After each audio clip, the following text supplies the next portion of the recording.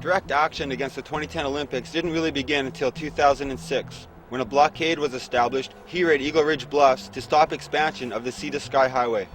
Long live Eagle Ridge Bluffs! Down with tyranny! In May of that year, 24 people were arrested, including Pachidat elder Harriet Nahaney.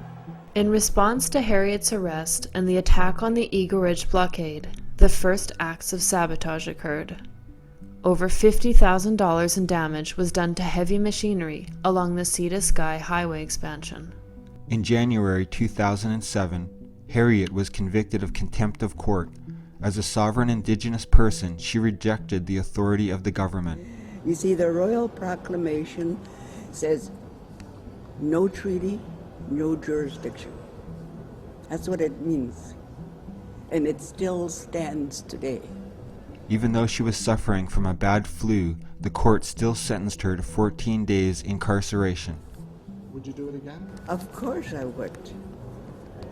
Just days after her release, Elder Harriet Nahaney died of pneumonia. Harriet's life and her passion for resistance has continued to spread from coast to coast. February 12, 2007.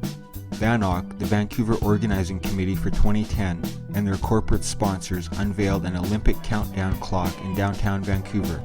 The event is disrupted by Native and non-Native protesters, including 7 who are arrested. March 6, 2007. The massive Olympic flag flying over City Hall is stolen. Days later, the Native Warrior Society releases a communique claiming they stole the flag in honor of Harriet Nahaney and in opposition to the 2010 Games. March 12, 2007. Another VANOC event is disrupted, this time a flag illuminating ceremony at City Hall. More than 200 protesters show up and drown out the event with chanting and foghorns. April 24, 2007. Dozens of Olympic resistors crash a VANOC recruiting event in Halifax, Nova Scotia. They rush the podium, yelling "No Olympics" on stolen land. May 22, 2007. Members of the Anti-Poverty Committee trashed the office of Ken Dobell, a member of VANOC and advisor to the BC Premier. August 19, 2007. In Ottawa, a group of anarchists smashed the windows of Bell Canada, national partner for the 2010 Olympics, contributing $200 million. October 14, 2007. The Anti-Poverty Committee holds a rally in solidarity with 8 of its members held in police custody. The group had attempted to squat an abandoned hotel as a statement against the Olympics and their effects on the poorest of the city. December 10, 2007. In Vancouver, the windows of a RE/MAX office were smashed. The action was done in solidarity with all those fighting the Sun Peak Ski Resort and the 2010 Olympics. February 11, 2008. BC Premier Gordon Campbell holds a private luncheon for Olympic-related developers at the Hyatt Hotel. Indigenous elders lead over 100 protesters to the front doors, where they are met by police barricades. February 18, 2008. Members of Native 2010 resistance disrupt a press conference held by the Assembly of First Nations. The Indigenous women pour bags of apples on the podium where Phil Fontaine is speaking. They claim the chief is a sellout, red-skinned, but white on the inside. March 11, 2008. One of the many actions against the Royal Bank of Canada occurred in Ottawa when a trash can was hurled through their window.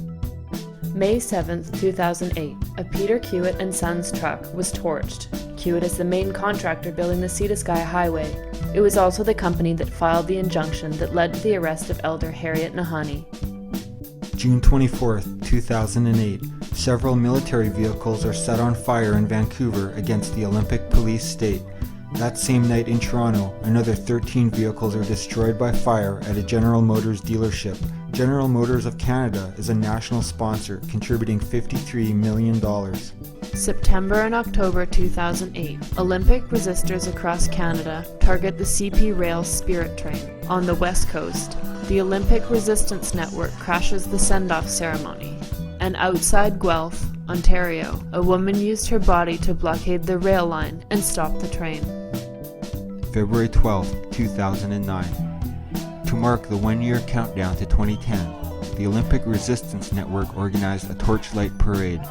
Over 200 people marched through downtown Vancouver waving torches and chanting.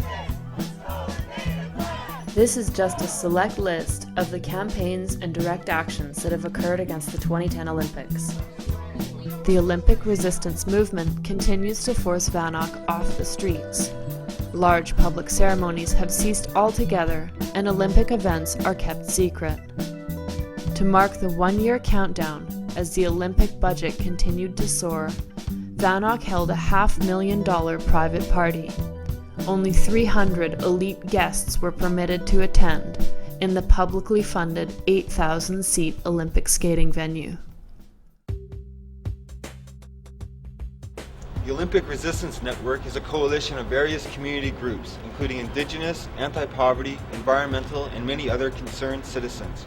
The ORN is calling for actions against our two next main targets: the Olympic Torch Relay, which begins October 30th, 2009 in Victoria, BC, and crosses the country, and the 2010 Winter Games themselves. To ensure the resistance to this corporate circus is as strong as possible, the ORN is calling for a convergence of anti-colonial and anti-capitalist forces to descend on this territory from February 10th to the 15th of 2010. And we'll see you in the streets.